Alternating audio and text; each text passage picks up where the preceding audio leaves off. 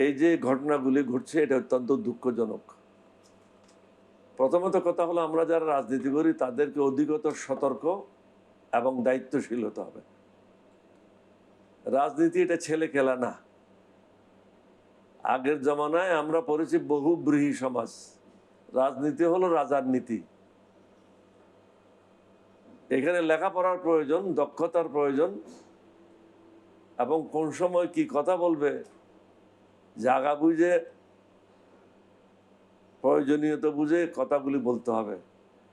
আমাদের অনেকগুলি গোপনীয়তা আছে, রাষ্ট্রীয় গোপনীয়তা, বিভিন্ন জনের সাথে কথা বলার মধ্যে গোপনীয়তা। এর অর্থ এই না যে আমি কারোর সাথে কথা বললে এটা প্রকাশ্যে বলে দেব, তাহলে তো ভবিষ্যতে আমাকে কেউ বিশ্বাস করবে না এবং আমার সাথে কেউ কথা বলবে না। এটা হলো গুরুত্বপূর্ণ। এখন যে বা যারা কারোর সাথে কথা বলেছে সেটা প্রকাশ করে দিয়েছে, তাকে তো আর বাংলাদেশের লোক বিশ্বাস করবে না। বাংলাদেশের লোক মনে করবে সে একজন সবচেয়ে অবিশ্বাস্য লোক এবং তার সাথে কথা বলা নিরাপদ না। যেটাই হয়েছে, সবাইকে নিজ নিজ জায়গায় ফিরে যেতে হবে, ধৈর্যশীল হতে হবে, কথাবার্তার মধ্যে মার্জিত থাকতে হবে। অশিক্ষিত লোকের মতো শিক্ষিত লোকেরা যদি কথা বলে তাহলে সমাজের কি অবস্থা হবে।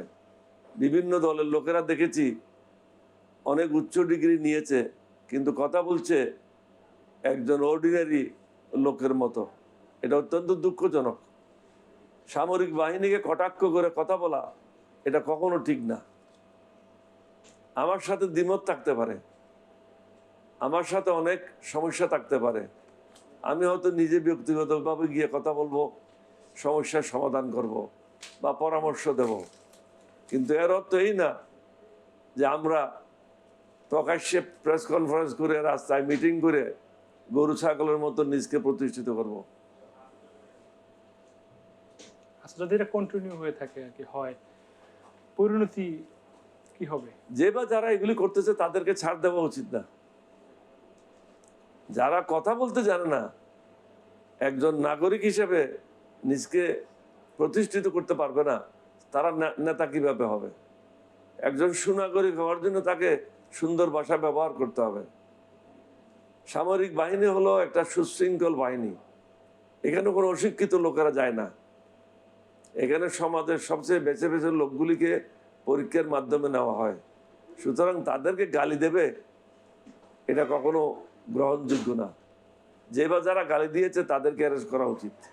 এটাও তো শোনা যাচ্ছে যে সেনাবাহিনীর মধ্যে কেউ কেউ কিছু নাম এসেছে, তারা অভ্যুত্থান করার চেষ্টা করছে, ব্যর্থ চেষ্টা করেছে।